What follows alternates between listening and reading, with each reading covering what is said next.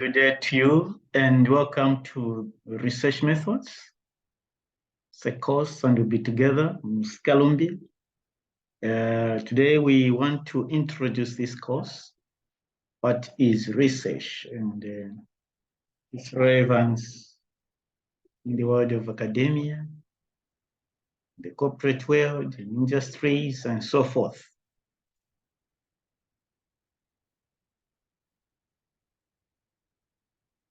So it's important to indicate that world over, there are different ways and means of knowing, different methods of acquiring knowledge. However, this can be classified into two. One, everyday ways of knowing, and the other one is scientific method.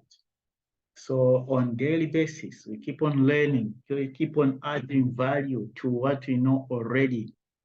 And over time, we come up with some beliefs, some myths, some, can I say, doctrines, and so forth. Well, the scientific way is the method that advocates for proving that which is existing. Why is it so? Why shouldn't it be that other way? Should we change anything from this system? Can it alter the way things are? So let's try to look at these two critically. Let's start by authority. It's one of the ways of knowing, and normally it falls under day-to-day learning. We normally assume people in authority to be the final say on certain matters. For example, a medical doctor, when he or she declares someone dead, normally that statement or certificate is considered as golden truth. And all the nurses and everyone around should do is to take that person to mortuary. Whether that person will resurrect or wake up in the mortuary attendant will do whatever he wants to do because the doctor has certified that person dead. Because they are in authority. The belief of an individual is based on the faith people have in a person who said it. Who said this? Is it the headmaster? Is it the manager, the CEO? Is it the Debs? Is it the minister? Is it the president? So they look at the position someone holds and the authority that position takes or demands. Then they can say this is truth. Of course, some people could have gained enough experience in certain fields, specializations over time, and they are considered as gurus in those particular fields. Those people have got authority. And what they say, normally the subjects take whatever they say as golden truth. So a lot of what we know normally may come from authorities. The other way of knowing is tenacity. Okay, this is a way of knowing certain things over time until it becomes a custom. A belief in this case is based on the fact that most people in that particular society have assumed something to be true because it has been taken that way. And many times when they want to do certain things, they happen that way. And over time, they have come up with a custom to say, normally, if you are walking on some path, for example, and the path branches, you're not supposed to pass in between the branches. You need to go around following the path religiously. There are certain beliefs that should you cross on the branches, certain bad things may happen over time or to you. There are also certain beliefs that customs that are arrived at as a result of maybe certain assumptions by the elderly. For example, if in the past someone is pregnant they could say you should not take eggs because you are going to give birth to somebody who have a bald head. Now, this assumption or belief or custom could be taken as golden gospel in those days, and pregnant mothers could religiously avoid eating eggs, fearing to give birth to someone with a bald head. Now, is it something proven? Because if you had to prove this, you need to go scientific. How? By taking, let's say, 100 pregnant mothers at the time of conception, then feed them eggs.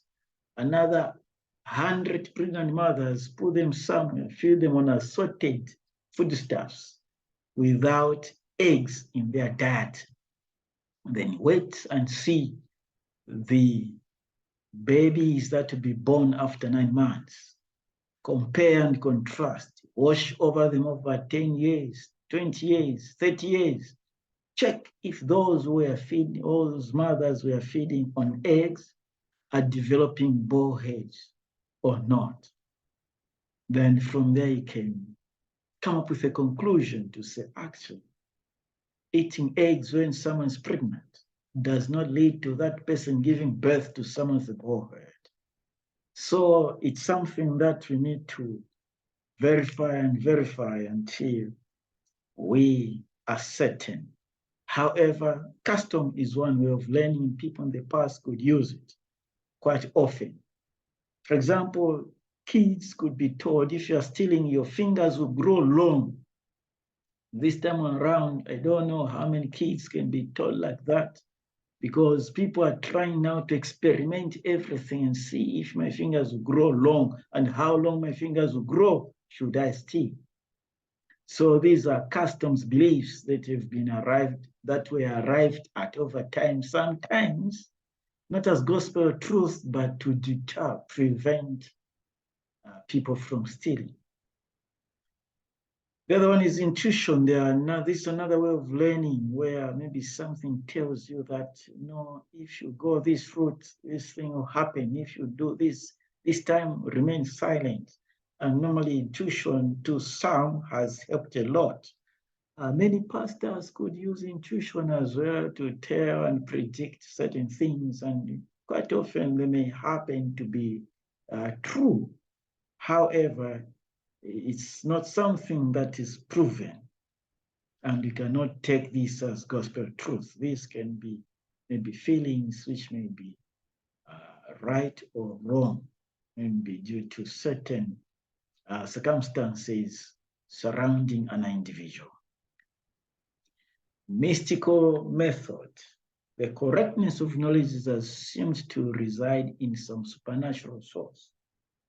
For example, in the past, we could say there was Nyambe and the married Naslele, it's the Lozi myth, and it's there, and people read it, and people have taken it, and we've continued naming our children as Nyambe and Naslele and so forth.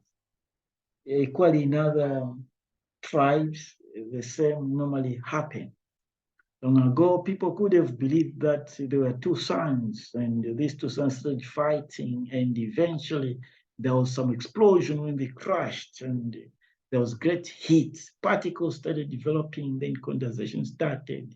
Eventually, we had some water, then tides started developing, which are called amphibians, and we had fish and so forth. Eventually, we had some animals that could come out of the water and go back. Some could survive several hours. Eventually, we had the reptiles, and the mammals developed, and eventually we had Proconsul africanus, Inapithecus, and so forth. Eventually, we had the Homo sapien, called the modern man. So these are mystical norms which need to be proven until you're able to establish what is truth. Then you've got the scientific way of knowing, scientific method. This method of inquiry demands some systematic investigation of a particular question or phenomenon. It's about problem solving. and eventually come up with some principle to say, if we mix calcium with water and it will give us some hydrogen gas. And how do we test hydrogen gas? We bring some lighting to it and it will give a pop sound. And that principle is arrived at and can be applied everywhere globally, and it doesn't change. So it's proven to be so. That's a scientific way of knowing. So it's about establishing what is factual and proving if this thing is so and it's not like that. So what are some of the characteristics of scientific research? Number one, it's question-oriented. What question do you want to answer? Or if there is no question, what's the purpose of research? Because you should bring answers. So it's question-oriented. Whatever research you want to embark on, think of a question. What is the question? What is the gap? And you want to go and fill in that gap. What's the challenge? And pose a question that you want to answer. The second one is it's methodological, meaning every research has some methodology. You have to plan it. It must be systematic, some process of investigation. If you adopt this method, anyone can try to replicate it and get similar results. Therefore, there must be some standards, some processes, well organized and agreed upon. Methodological. The other characteristic of scientific research, which we are advocating here, it's replicability. Research must be replicated. If you do some study on banking and another person wants to use the same methodology, does the same study, you must have similar results. If you want to establish causes of absenteeism in some rural school, and after concluding your findings, maybe you realize lack of role model, ill-qualified teachers in rural areas, teachers are not motivated and the like. Those are some of the solutions or reasons that you've arrived at as causes to absenteeism or dropout. Another person comes trying to replicate the same methodology. You should arrive at some similar results. So research is replicable. You can replicate it. Research is always in public domain, therefore whatever you are doing must be transparent and you have to be accountable in whatever you are doing. If you have to publish certain things online, it's in public domain, you have to be mindful of ethical issues in whatever you are doing, meaning you bring the public into perspective. Number 5, it's cumulative and self-correcting.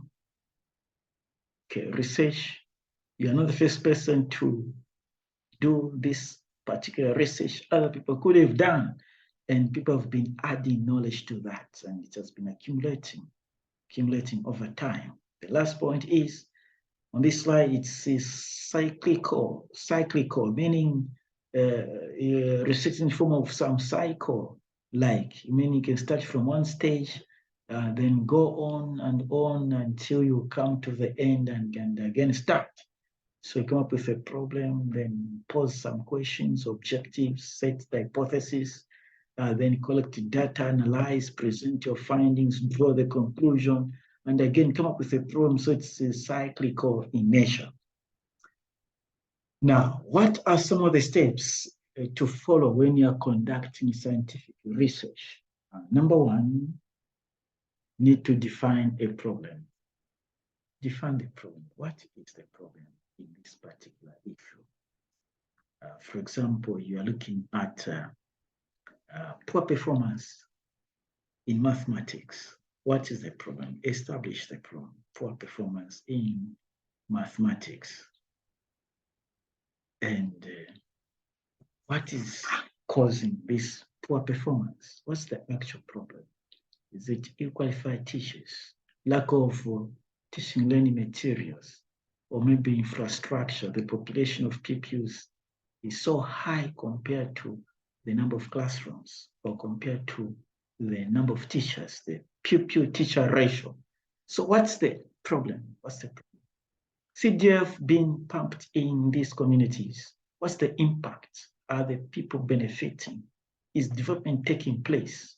About infrastructure and other areas? What's the actual problem? Is it accessibility or availability of the funds or usage?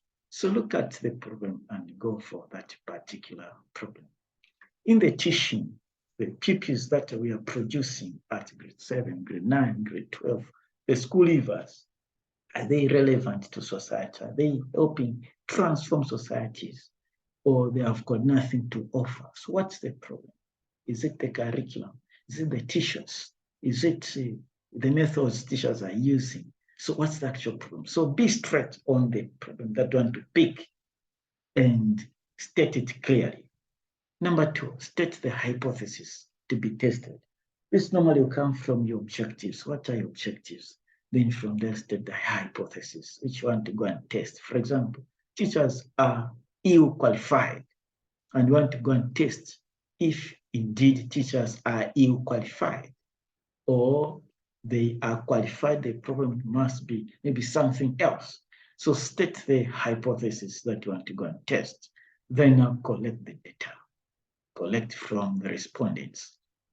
Here we are talking about who should be interviewed, who should give you data about the ill qualification of or ill qualified teachers. Maybe the teachers themselves, administrators, the parents, the pupils, the DEBS officers, and so forth. So collect data from those, analyze the data, and draw some conclusion, interpret the results and draw the conclusions to answer the problem that you stated in the first place. Now, how do we define research? Research can be defined in different ways. A number of definitions have been put up here. Number 1, by Tuckman, defines research as systematic attempt to provide answers to questions. Keywords here is 1, systematic. Okay, meaning research must be systematic. There must be some system, standardized procedure that should be followed from onset all the way up to the conclusion. While Kellinger defines research as a systematic, controlled, empirical, and critical investigation of hypothetical proposition about the presumed relations among natural phenomena. Key terms here is systematic, coming quite common in many definitions. Then controlled, meaning there are certain variables that you need to control. What is causing this? Is it this? If you remove it, can it still lead to that? So we can come up with some control experiment just to establish which is which. Empirical, meaning there is data which must give you insights for you to draw conclusion, meaning there must be some evidence, empirical evidence. And just speaking from that, using opinions or feelings to draw conclusions. No, use empirical evidence, meaning a researcher is a man or woman with empiricism or of empiricism.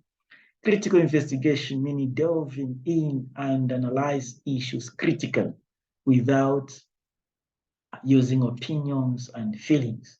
So you critically investigate and respond to the hypothetic proposition, hypothesis that you stated, and draw the conclusion. Other definitions, we can simply say research is the search for facts or answers to questions and solutions to problems. We can also say it's an organized inquiry which seeks to find explanations to unexplained phenomenon, to classify the doubtful propositions, and to correct the misconceived facts. Some may say members are like this, are thieves. Others may say no, the Tumbukas are talkative. Others may say no, the Lozis are like this. But we're saying the truth. So you come up with some organized inquiry to establish who is saying the truth. There are different types of research, and research, you can do research in business, research in education, research in natural sciences, research in social sciences, and so forth. However, you can divide these into two. We've got qualitative and quantitative research. This is when we want to classify research by approach, meaning I want to use the qualitative approach, I want to use the quantitative approach. We can also classify research by the action I want to take. And here we can talk of basic research and action research. Then action research, we can also have applied research. Now, let's try to talk about these in a little bit of some details. What do we say when we say basic research? Basic research is also called fundamental research. It's a type of research that's not aimed at coming up with solutions that are faced on day-to-day basis. For example, I want to discover if there is the 10th planet, because I hear there are only 9 planets. So I want to discover if there is the 10th planet. Was the first planet to be discovered was the planet which is Earth, and of course Mercury was discovered among others. Now these were discovered, one by one over time. So there is probability that I can discover the 10th planet. I embark on this journey to find the 10th planet. I come up with all the binoculars and all the equipment available to discover the 10th, 11th, and 12th planet. Now, what's the basis of coming up with this study? Will it change the way of life of individuals? Will it solve any problem in society? No. Basically, it's just maybe for knowledge generation, or just making a name to say I was the first person to discover the 12th planet. So it's not concerned with direct field application. Rather, it's concerned with discovering some basic truths and laws, e.g. discovery of classical condition by B.F. Skinner, using animals, and so on. Of course, we can learn some laws and apply on human beings, but that is purely fundamental research or basic research. Now, what is action research? It's a type of research that is carried out on immediately available sample in order to solve an immediate problem of that particular group. Results to this type of research can be universally applicable. This type of research is used in the field of education, business, many fields. A good example is some time back, Zambia had cholera in 2017, somewhere there. And they tried different drugs and nothing was helping. Eventually, most of the hospitals were full of patients, and they came up with a mechanism of using the stadium, Hero Stadium, as the epicenter. And the situation started getting worse and worse because the available drugs could not cure this disease. So quickly, an action research was conducted. What type of cholera is this, and what type of drug can be applied? So an action research is taken so as to solve the prevailing challenge problem.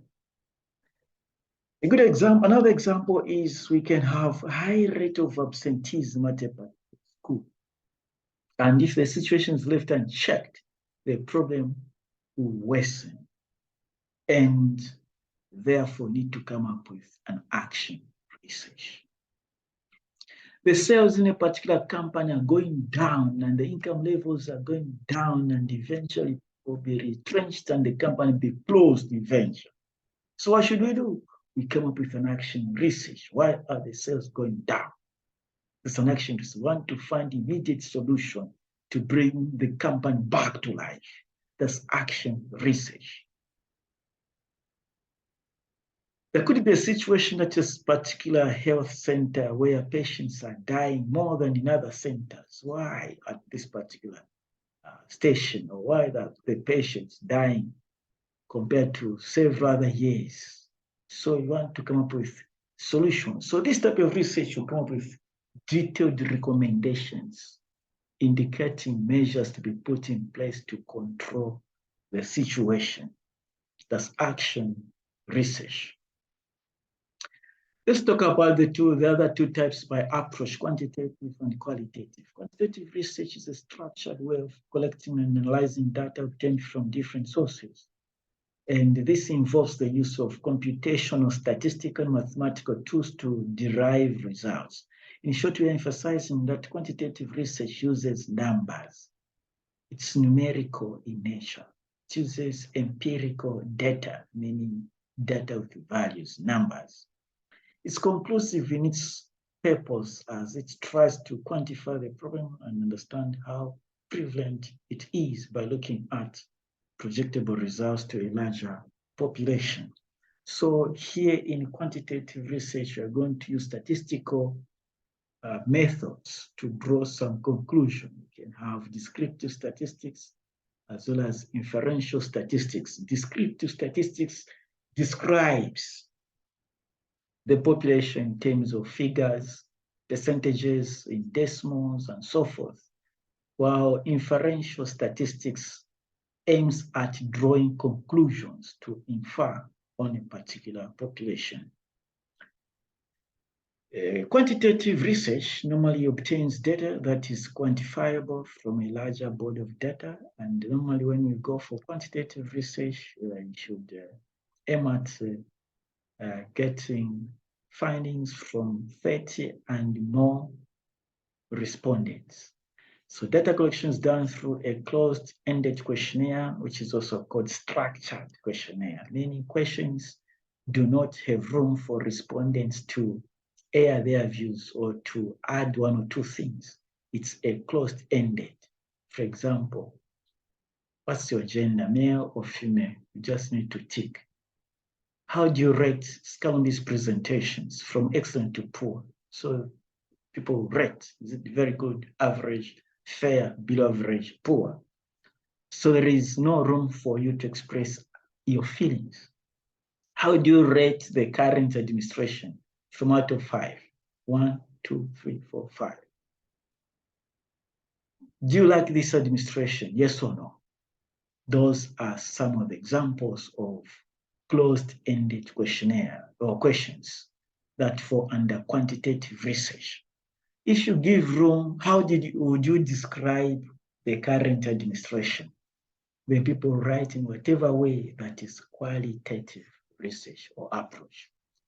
So quantitative seeks to establish the frequency of occurrences of an event and percentage of people. It requires a large sample of individuals or items. And normally the findings are presented using tables, graphs, charts, so forth. Now, what is qualitative research? The type of research which is generally explorative. It's the type of research that depends on collection of verbal and observational data that can be interpreted in a subjective manner, very subjective, meaning quite open. So get the feelings, then analyze and draw conclusion. This type of research is interested in describing the phenomenon, the problem, the way the problem, the nature of the problem is. This method is used to get in-depth knowledge because we are going to ask open-ended and people will give you as much information as possible. You're going to interview them, setting interviews where you probe further. Are you sure this happened? Yes.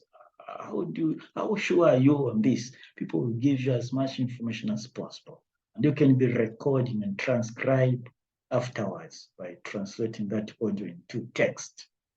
So normally we use open-ended questionnaires or unstructured questionnaires. Document analysis, where you get documents analyzed, get registers of pupils and analyze the absentees or the dropouts. You can also use focus group, where you bring 6 to 10 people and interview them. Yes, can you say something, Peter? Do you agree to this? Is this management adding value to the current organization performance? Yes, I agree. Okay, about Jenny, how do you perceive the current administration? no, I don't want to differ with that person because of this and this and this and this. Okay, but you marry, so get as many insights as possible. Then from there, draw the conclusion. You can equally observe over time, observe, narrate, observe, and tell the story about the particular problem under investigation.